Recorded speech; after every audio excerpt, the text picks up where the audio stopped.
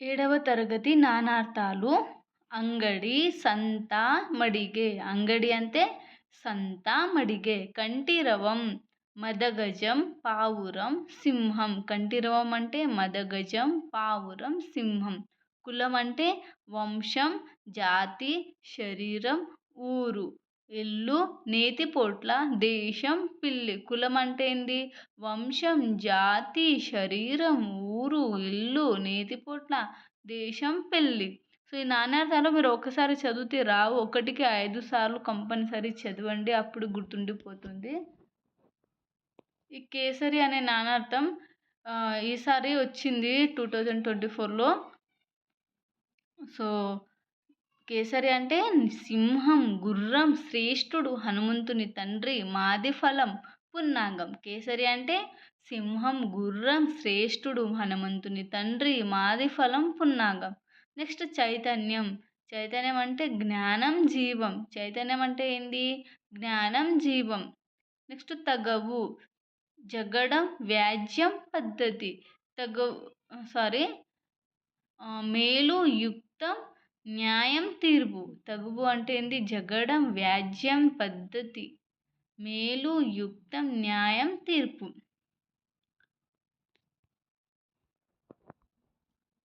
Next ధనం. ధనం అంటే విత్తం, ఆస్తి, ఆవుల మంద, ధనియం, ధనిష్ట నక్షత్రం. ధనం అంటే ఏంది? విత్తం, ఆస్తి, ఆవుల మంద, ధనియం, ధనిష్ట నక్షత్రం. నెక్స్ట్ ద్విజుడు. బ్రాహ్మణుడు, క్షత్రియుడు, వైశ్యుడు. ద్విజుడు అంటే బ్రాహ్మణుడు, క్షత్రియుడు, వైశ్యుడు. నెక్స్ట్ నేర్పు. అభ్యసించు, సామర్థ్యం, విజ్ఞానం. నేర్పు అంటే ఏంది? అభ్యసించు, సామర్థ్యం, విజ్ఞానం. నెక్స్ట్ పద్మం. పద్మం అంటే కమలం, పాము, ఒక నిధి, సంఖ్యా విశేషం. పద్మం అంటే ఏంది? కమలం, పాము, ఒక నిధి, సంఖ్యా విశేషం. ప్రతిష్ట. ప్రతిష్ట అంటే కీర్తి స్థాపన. ప్రతిష్ట అంటే ఏంది? కీర్తి స్థాపన. పశువు.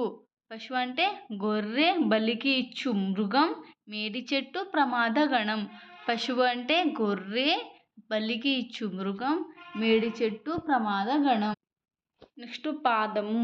పాదము అంటే పద్యపాదం, కాలి అడుగు భాగం, కిరణం, పాతిక భాగం, వేరు. పాదము అంటే పాదం, కాలి అడుగు భాగం, కిరణం, పాతిక భాగం, వేరు. నెక్స్ట్ బలి. బలి అంటే బలి చక్రవర్తి, గంధకం, చర్మపు ముడతలు, దున్నపోతు. బలి అంటే ఏంది? బలి చక్రవర్తి, గంధకం, చర్మపు ముడతలు, దున్నపోతు. మళ్ళీ బలవంతుడు, అర్పణం, పన్ను. బలి అంటే బలి చక్రవర్తి, గంధకం, చర్మపు ముడతలు, దున్నపోతు, బలవంతుడు, అర్పణం, పన్ను. నెక్స్ట్ వచ్చేసి భంగము. భంగము అంటే ఆటంకము, అల. భంగము అంటే ఆటంకము, అల. నెక్స్ట్ వచ్చేసి వాలం. వాలం అంటే తోక, తల వెండ్రుక, కత్తి, పులి. వాలం అంటే ఏంది?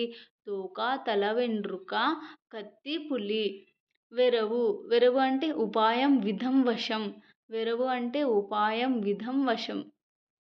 నెక్స్ట్ వచ్చేసి వ్యవసాయం. కృషి, పరిశ్రమ, ప్రయత్నం, పాటుపడుట, నిశ్చల బుద్ధి. వ్యవసాయం అంటే ఏంది? కృషి, పరిశ్రమ, ప్రయత్నం, పాటుపడుట, నిశ్చల బుద్ధి. నెక్స్ట్ శాఖ.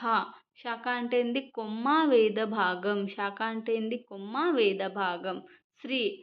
సాలెపురుగు, బుద్ధి, సరస్వతి, లక్ష్మి, పార్వతి, అలంకారం, ఒక రాగం, విషం, సంపద. శ్రీ అంటే సాలెపురుగు, బుద్ధి, సరస్వతి, లక్ష్మి, పార్వతి, అలంకారం, ఒక రాగం, విషం, సంపద. నెక్స్ట్ వచ్చేసి హస్యం. హస్యం అంటే నవ్వు, పరిహాసం. హస్యం అంటే ఏంది? నవ్వు, పరిహాసం. సో ఇంతటితో 7th క్లాస్ నానార్థాలు కంప్లీట్ అయ్యాయి. నెక్స్ట్ 8th క్లాస్ నానార్థాలు పోస్ట్ చేస్తాను. సో ఫ్రెండ్స్, మీరు 1కి 5 సార్లు అయితే కంపల్సరీ చదవండి. మీకు ఈజీగా గుర్తు ఉండిపోతుంది. నా డిఎస్సిలో ప్రతిసారి 2 క్వశ్చన్లు అయితే పక్కా ఇస్తారు. కాబట్టి 2 అయినా ఇవ్వచ్చు, 1 అయినా ఇవ్వచ్చు, చెప్పలేము. మనకు డిఎస్సిలో ఒక్కొక్క మార్కు చాలా ఇంపార్టెంట్. కాబట్టి మీరు ఒక్కొక్క పాయింట్ మంచిగా దిట్టుగా చదవాలన్నమాట. సో నా వీడియో చూసినందుకు థ్యాంక్స్ ఫ్రెండ్స్. నేను ఇంకో వీడియోతో మళ్ళీ కలుద్దాం. అంతవరకు బాయ్.